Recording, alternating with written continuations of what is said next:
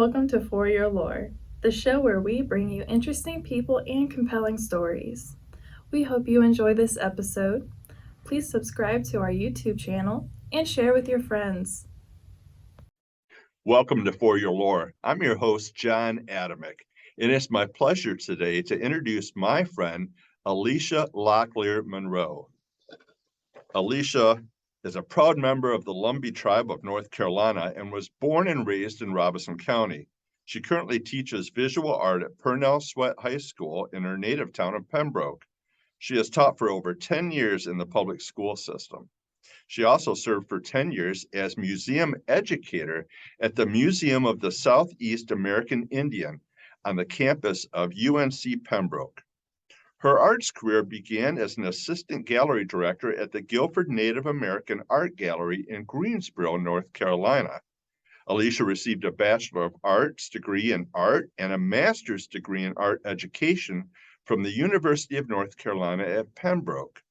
Alisha was named Best Contemporary Artist at the NC United Tribes Unity Conference in 2004 and has shown at several venues throughout southeastern North Carolina, including UNC Chapel Hill, UNC Pembroke, the North Carolina Museum of Art, and the Guilford Native American Art Gallery. Her work has been collected by UNC Greensboro and UNC Pembroke, as well as other private collectors. Her artwork titled The Chemical Between Us Two is featured in the newly published book, Art of the State, Celebrating the Visual Art of North Carolina by Liza Roberts. Alisha helped establish the River Roots Art Guild and the Artist Market Pembroke that helped advocate and promote area artists. Her passion is arts advocacy and preserving and understanding our rich American Indian traditions. Her current work focuses on showcasing her rich family history by combining photos with census records, deeds, and church hymns, all arranged on repurposed windows.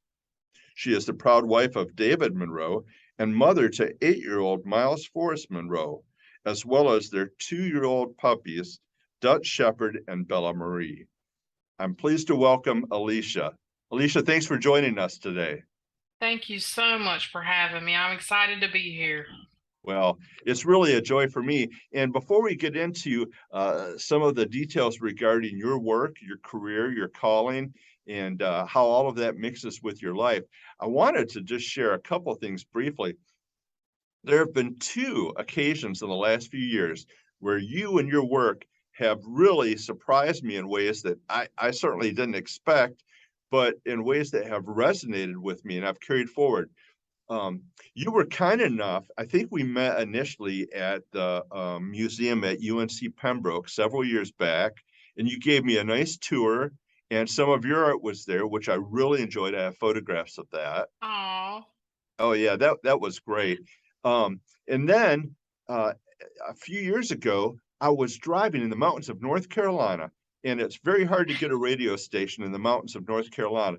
And I was driving, I was flipping channels, and North Carolina's public radio station came on, and Frank Stasio, who is a very well-regarded reporter, had you and another artist on, and I heard your name, and I thought, I know her. I know this famous artist. And so that kept me company, and that was a really good interview, which we'll have links for that online. The last thing was last year, almost a year ago, that my family and I had made a special visit to the North Carolina Museum of Art for the Alphonse Mucha exhibit for the Art Nouveau, which was a big draw for us. But when we got there, in the center of everything, it's a piece of your art, Alisha Locklear Monroe. I said, I know her. I was pointing to my family. I said, I know her. So I sent your mom, because we're friends, we work together. I sent a text message. I said, her work is so great. She's famous. I'm here. And she goes, yeah, we're on our way there. And I saw you. Oh, it was awesome. I Oh have my had some amazing God. opportunities in my life, I tell you. Just to Well, hear you kind of introduce me and lay all of it out, I'm blessed. I really am. well, it's really a joy for me. And when I first got the opportunity to change my podcast to video, you were on my mind. I was like, this is an opportunity for me to kind of share some of the art. And I thought, Frank Statio did a super job. I don't know him, but I really enjoyed the interview. But I don't have those skills audibly to share. So I'm glad that we can show some of your work today while you're describing it. Yeah. Before we get into that, I want to see if you could talk briefly to kind of talk about a little bit about how you got introduced to art in general, and then a little bit about your approach to art, if you would share. Okay. So I've been blessed, to have some really good art teachers. I've always known that I loved art. I love to draw. I love to kind of push myself, in a traditional way on paper. And I didn't experiment a lot with paint until I got to college and really didn't know that I wanted to go into art until I was in college. And my family went through a really rough time, and I really struggled with vocalizing my emotions. And my mom, Kathy, who she really pushed me to get out to try to talk to me, and I just could not find the words sometimes to say how I felt. Mm. And so, by chance or divine intervention, art became an outlet for me. I remember, that summer, I almost filled up an entire sketchbook, front to back. And it was filled with sometimes I would start out writing, and then maybe some imagery would go along with it, what we call doodling, that the doodles would become something.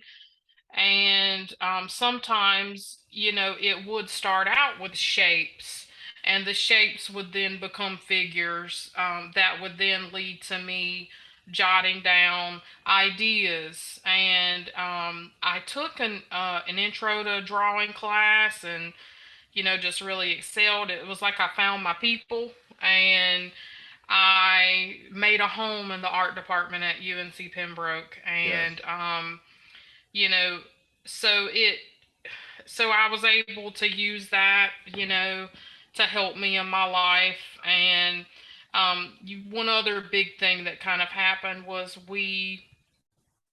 they brought on a professor in an endowed chair position by the name of Tarleton Blackwell. And he's a big time painter. He comes from South Carolina. His family, they were pig farmers. And he opened my eyes to the world of painting. And the thing that happens when you paint, for me anyway, I am concerned about it looking good, but I'm more concerned about the process. Okay. If you can understand, for me, it's those emotions that I get from putting the things together that make it kind of come out the way that it comes out, more so than it just being a pretty picture. And it for me, the painting to me, I'm able to create a certain type of energy that I'm not able to create with just traditional drawing methods or even graphic art. You can, but it's just not the same. There's emotion that comes with, the brush strokes and the layering of paint. And so that's really my introduction from him, and how he left an impression on me when it comes to painting. And he let me know that it was okay for me to share my heart on canvas. One day he came in the room, the art room, and I was in there working early, and he saw my sketchbook sitting there. And he said, "May I see your sketchbook?" And I told you about this difficult time I went through, and so there's a lot of personal things in there. I felt like it was really personal, Sure. and it's like somebody looking at your diary. And I said, "Yeah," reluctantly. And I just kept working, and he sat at the front of the classroom, and he was just playing with his mustache while he was looking at it. And it seemed like he stayed up there looking at it for like 20 minutes. It felt like an eternity to me. And when he got finished, we talked, and he told me he was really taken back. He said, you have a whole entire world in this book. Hmm. And I feel like I'm doing you a disservice if I have you just painting pictures out of a magazine when you have created all of this meaningful work inside of this book. Wow. I really feel like you should be putting it on canvas. And it changed my life as an Wow. artist. Yeah. And that's why, you see these crazy shapes and this energy, and I can tell you stories that are personal behind a lot of the things that I create. And it really is because it's almost like he gave me permission to say this is what art is. And Wow. so that's my how it sort of all started for me. Yeah, thank you so much for sharing that. I'm just going to say I'm not as knowledgeable about art as most of the folks in my immediate family. My wife, my son, and my daughter all paint and do other types of multimedia art. I'm just not really that creative. I'm more comfortable working within words, written, spoken, and so forth. But what you described is probably the best I've ever heard somebody explain to me the connection between the person and the art. And so I really appreciate that very much. And perhaps others will connect with that. When you were explaining that and talking about the kind of the transition from emotion to shapes to a concept to whatever. I think we'll see in some of the work that you've selected for today that you are able to navigate between um, the world as somebody like myself who's kind of symmetrical and really I'm not able to really myself look outside and bridge that personal emotional connection with visual art. I appreciate it. I just don't know how to do it. But you've explained that, and I think we'll see that. For example, one of your pieces we'll see, which I'm very attracted to. I kind of like surrealism a little bit. Salvador Dali, Hieronymus Bosch, some of those just very kind of um, far out. Maybe it's because I grew up. Maybe it's because I grew up in the '70s and all the album covers were that way. I don't know Yeah, if that's why. psychedelics. Yeah. But Yeah. I really like that because some of the old masters in that they would be very specific portraiture and they're wonderful, photorealistic and all that, landscape, still life and all that. But when they get to that other part, that just raw emotion, I don't know that very many people bridge that successfully, but you do. And so Thank perhaps, you. yeah, you're welcome. Perhaps we can go ahead and and switch over to one of your pieces. And I'm going to try, for the benefit of our viewers here, I'm going to try to remove myself from the screen, bring up your work. So here we have Spoken, and this was produced, I want to think maybe about 3 years ago now. And it was a part of an exhibit, Unique as We Are Alike, that was shown at UNC Chapel Hill along with Lumbee artist Ashley Minner. And, this piece for me speaks to the importance of us sharing our history and our culture. Okay. And I knew that I wanted to have the side profile of a face and sort of blowing this breath out.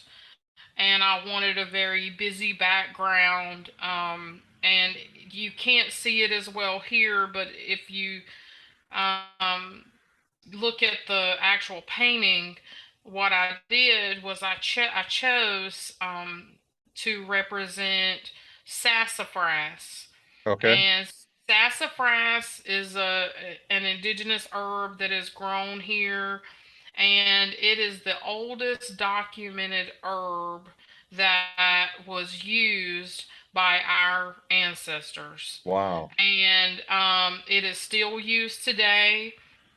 And so, what I did was I found different stages of the plant as it grows and the different leaf shapes. And I created these sort of dot patterns floating in the background to represent the sassafras. Wow. And, you know, I learned how important it was, with my work at the museum.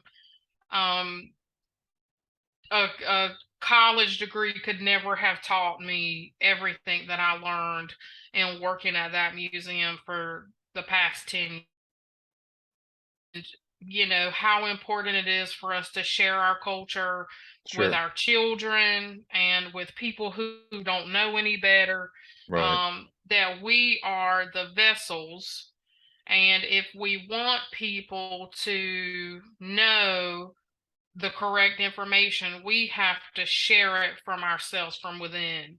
Wow. And so the medium here is acrylic, and I kind of did like a dot patterning on the lips and the ears too as well.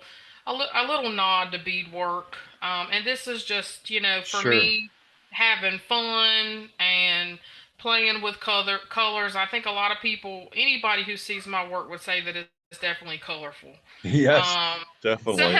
sometimes I'm afraid a little too colorful, but No, I so love it. that kind of speaks to what this is about.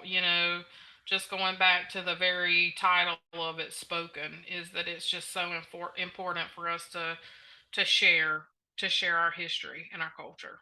I really appreciate your explaining that because I like this painting personally. Like I find it aesthetically pleasing. I like the balance of, and I don't know the technical terms, but to me, it's a little bit of a mottled background, but the very bold and I would say straightforward approach of the profile of the person with the words emanating from their mouth. But then, like you said, the beadwork application for these highlights and the sassafras. But one of the things that also stands out is the fact, and kind of reading through some of the write ups I found online, and I'll be sharing those in the comments and so forth. You really tie in a lot of meaning for your artwork. I I mean, try. Yeah. it's and it's obvious from listening to you that your experience as a curator at some of these museums, Pembroke and UNC Greensboro, and your educator um, experience working to bring not just art but meaningful interaction, dialogue, and experience to others and to society all come through in the artwork. And I I really appreciate you appreciate sharing that. that. Yeah, Yeah, thank thank you you. for that. Oh, it just really is amazing to me. And especially as somebody who, I see uh, work, architecture, uh, all of these wonderful things that people do, writing code for electronic devices, whatever it is that's just so far beyond me. And I just want to applaud, and that's how I feel when I see your art. So thank you for sharing that. Thank you. You're welcome. I'm going to go ahead and we're going to switch slides here. If I can do it, let me see if I can pull this through. All right. Okay, so here we have renewal and blessings too, and two just meaning that I've painted it in the past. It's never a duplicate, but it transforms and sort of changes. Sometimes I will go back to a concept or an idea and I'll rework it and try Okay. to approach it in a fresher way. And so this one, I created, well, originally the design of this, what you see here is a kind of like an egg shape that's sitting on a fire, and there is a figure, a head, and you can kind of see like these little arms kind of growing out of this egg shape. And this actually goes all the way back to college, to my undergrad. And we had a project in my graphics class with Dr. Labadie, where we had to produce an image that represented raw and cooked. Wow. And at the same time, so these professors, we can give a nod to Dr. Labadie on that, who I'm still really good friends with. And so my idea was this egg that's being cooked and something new and fresh growing out of it. And so but it speaks to like us as humans and how we grow, and just think about the pressure that is applied to our lives.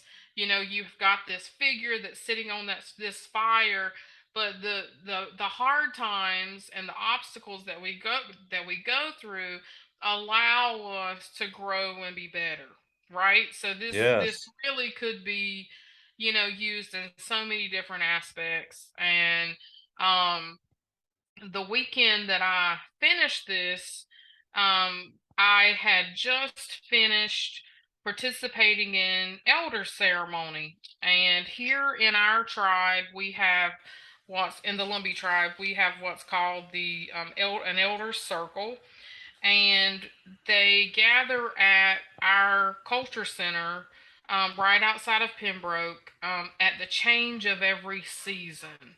And they camp out, and they light a fire that is there in a sacred ceremony circle. And that fire continues all throughout the weekend, morning through night. And anybody is welcome. And over my time at the museum, I started participating in ceremony when I could. And I even, to the point where I started camping out, because I felt like, hey, if I want to learn, more about my culture, I need to sit amongst people who know things that I don't know. And Sure. so Sure. I felt like it was really important for me to take that time and sit with some of my elders and hear those stories that I felt was important. And Yes. so when you go into this ceremony circle, one of our elders they always have available a bag of sacred herbs. And here we were using tobacco, sweetgrass, cedar, and sage. Okay. And it's all just dried herbs, and you just grab a handful.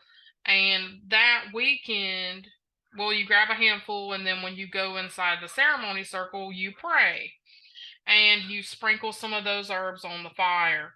Well, I took some of the herbs back with me home that weekend, and I had the idea, here I'm feeling refreshed. It's hard for somebody to walk away from a weekend of praying and not feel something Wow. renewed, Yeah. or, this. It's like you're starting over, like you're getting another chance. And so Yes. I sprinkled in the wet paint on the fire sacred herbs, and that I had left from the weekend. And so for me, this is a representation, even though this image of the egg and the figure was something that I created 20 years ago, or however long it was, in 2000, I would say, um, it still applies to my life now. And so that's the story behind renewal and blessings, sort of like new beginnings. And so the medium here is acrylic, and you just have those sacred herbs too, that are sprinkled on top of that wet paint at the bottom. Thank you for sharing that. It's fascinating that you connected so much from your experience, both visually, but also if we were to be there with the actual painting, tactily, you can touch. I mean, not that I would. You'd be able to feel it. Yeah, yeah, and there's just so much embedded and imbued in that. Um, when you were describing the concept of continuing to grow a concept over as we grow as people, I like that idea. Uh, I was thinking, and I had to look it up because I confused. It's either Monet or Manet or one of those artists, but I think it was Monet that did the water Monet. lilies. Yeah, and there's hundreds of paintings, literally, of water lilies, because I Hmm. think the story was that he wanted to get the light just The right. light. Yeah, The light. and so I really like that. And I was also thinking the fact that, some composers, if we look back to some of the classical composers in music, there's the element of, they kept kind of changing and growing a movement or a symphony. So it's a variation of Hmm. a theme. And I like that. And I like how you were able to connect it with your past experience and your present. So thank you Hmm. for that. Could we go ahead and, just since we've got these up, maybe go on to the next ones? Is that all right? Yeah, let's do it. All right. I'm just gonna, before you get into this, I'm just gonna tell you, this is my favorite. I really like this. I don't even know what it is. I just think it's great. So this is a chemical between us two, and yeah. So this is one of the harder subjects. So I went through a period of time that this is the difficult. This is a direct symbolism from that difficult time in my life when Oh. I was just entering into college, Mm, and my dad and I were not talking, mm, and we went for a period of actually 4 years where we did not talk, wow. and it was extremely difficult. And so I'll kind of break it down and share with you the shapes. So in my sketchbook when I drew this, I had sort of, so you've got like this face looking shape on the right side that's red and it has this blue, and there's like this abstract figure that's sitting inside of that mask shape there. In my sketchbook it looked like a tree shape, and it was just a figure. And I drew that because to me that represents my isolation. Mm, I felt very isolated and alone, even though I had my family. I had my mom and my sister and, my extended family. I think isolated because in the way of sharing my feelings. I sure, really couldn't vocalize a lot how I felt. And sure. then you have these two sort of like egg shapes.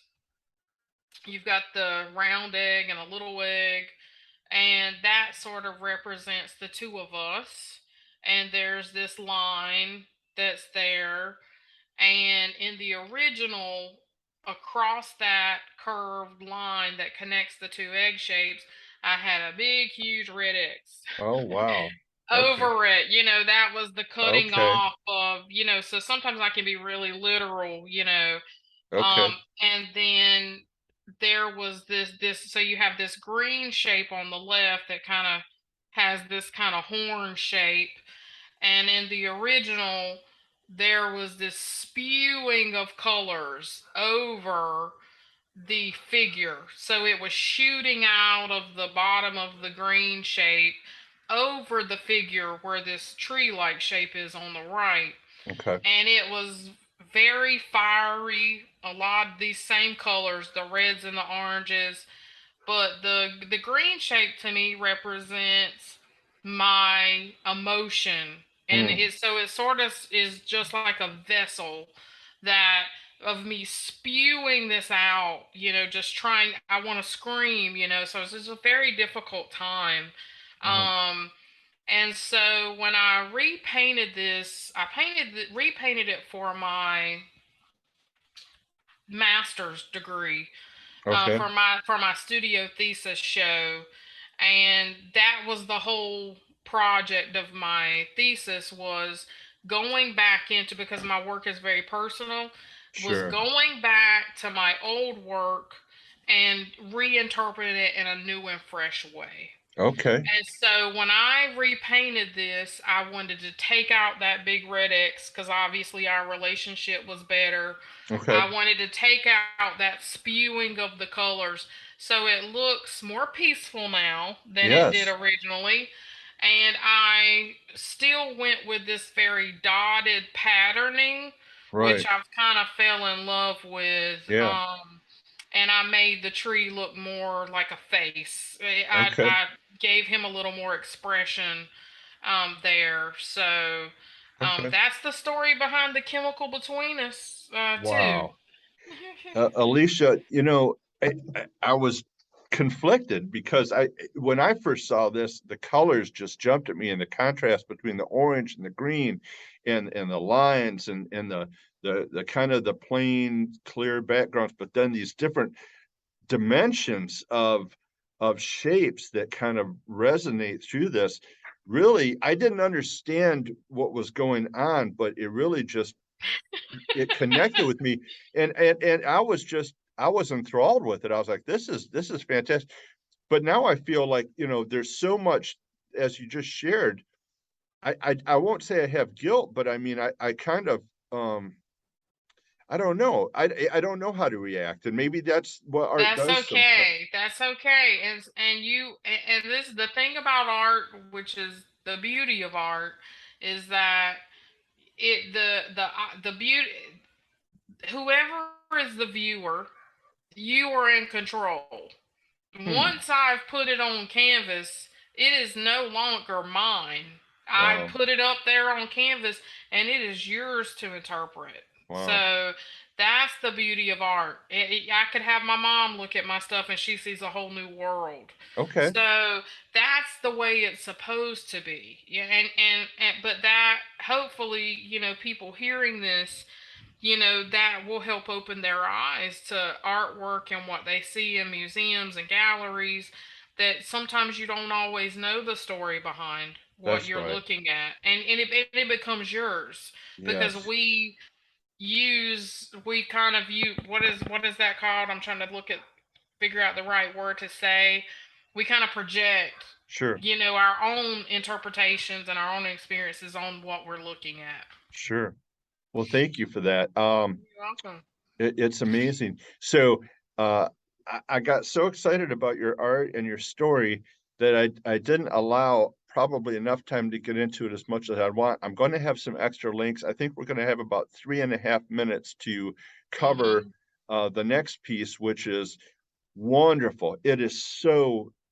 And when I was at the museum, I saw people looking at it and admiring it. And then I saw you had done, I think, a brief video online about this piece Hmm. when the exhibit opened. And I just want to say, Alphonse Mucha changed, I think, a big part of how we look at art, because he was bringing art to the people by way of consumer packaging, posters for chocolates and boxes and things like that, while at the same time magnifying the art, like Sarah Bernhardt and her work as a performer in creating those amazing timeless portraits of her. So I'm going to go ahead and go to this. This was there, and it's from the collection, if I remember right, Beauty. Was that right?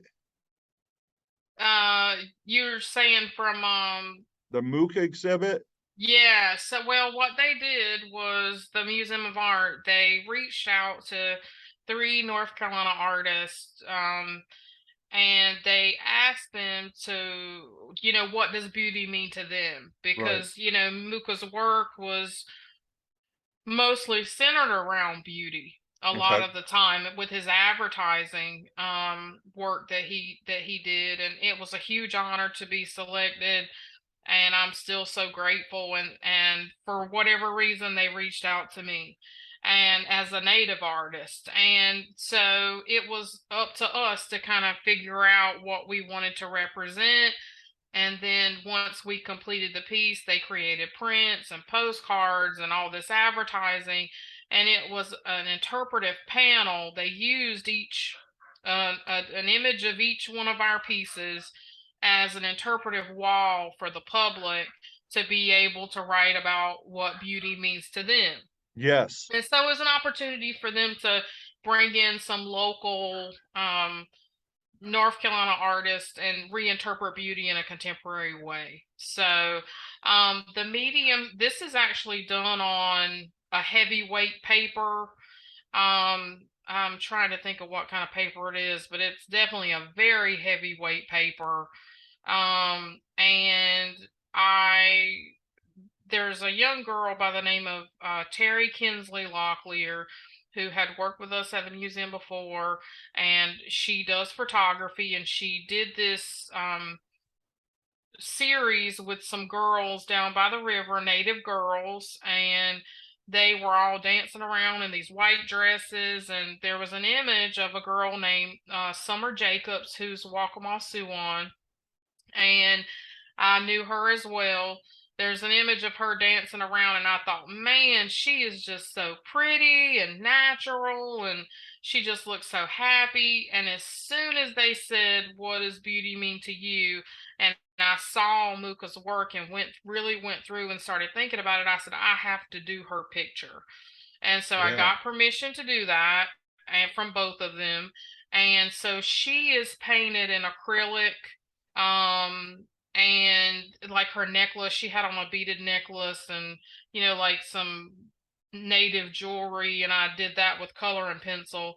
But then I wanted to and I wanted to include pieces that were important, like tobacco to us, to our people. And so here you have her sort of dancing in tobacco, and I wanted to include those beautiful buds of the tobacco. And then I did this medallion type shape in the background that has a very common native symbol, southeastern native symbol that's used in pottery and other things. And I used that beaded like application of dots. So you have like metallic paints, acrylic. The tobacco leaves are coloring pencil, really good Prismacolor pencils, and then in the background that is dry pastels. So Alisha, it's definitely a mixed media piece. it's wonderful. I wish I had more time. I'm going to have to stop. I'll have the links. Thank you so much for sharing your art and your story with us.